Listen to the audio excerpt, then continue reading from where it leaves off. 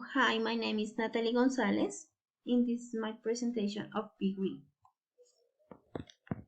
In this presentation, we will discuss how to reduce our impact on the environment, and we will cover a variety of topics, including reducing consumption, reusing and recycle materials, and composting. By taking these steps, we can all help to create a more sustainable future. Our planet is facing a number of seriously environmental challenges. These challenges are caused by a variety of factors, including human activity. By reducing our impact on the environment, we can help to protect our planet of future generations. Well, there are a number of ways to reduce consumption.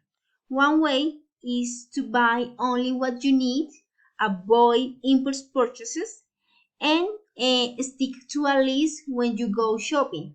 Choose durable, long-lasting products and that will not need to be replaced as often.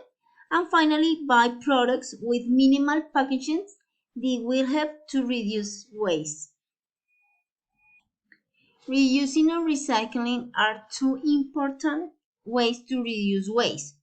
For example, reusing means using an item again for its original purpose. For example, you can reuse a glass jar to store food, or a plastic bag line, a trash can.